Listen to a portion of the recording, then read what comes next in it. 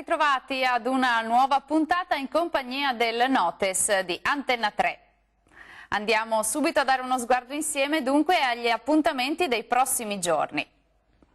Vi segnalo che domenica 29 settembre alle 20:30 all'Auditorium Toniolo di Conegliano ci sarà lo spettacolo dal titolo Atassia al tappeto. Mettiamo KO la malattia a suon di risate con i Pampers, il famoso duo comico direttamente da Colorado Caffè.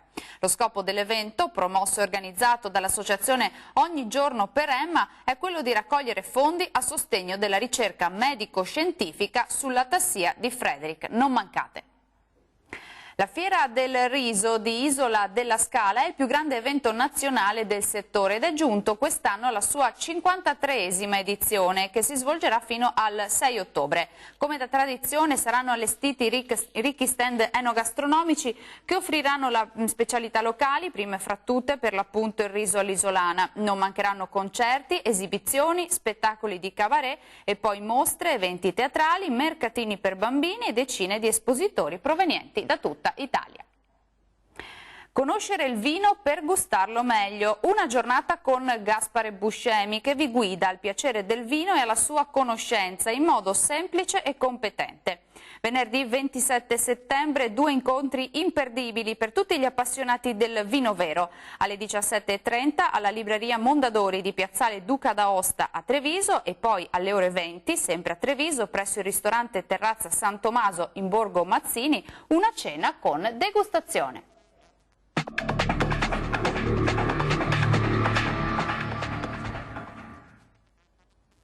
Nel 1890 in California venne istituito lo Yosemite National Park.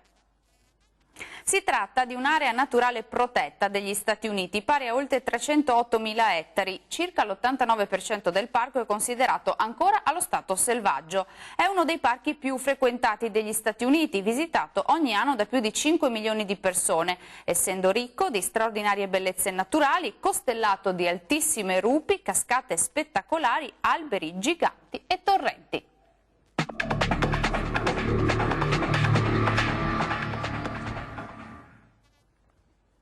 Ho sempre sostituito la paura di non farcela con la speranza di farcela di nuovo. Giorgio Faletti.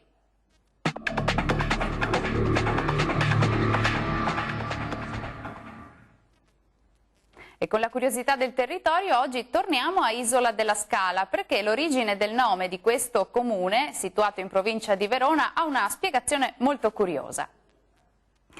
Nel periodo romano, infatti, le paludi del fiume Tartaro che occupavano la parte meridionale di questo territorio erano molto estese, così da procurarne l'isolamento dei villaggi e delle contrade circostanti. Da qui, dunque, l'origine del nome di questo comune.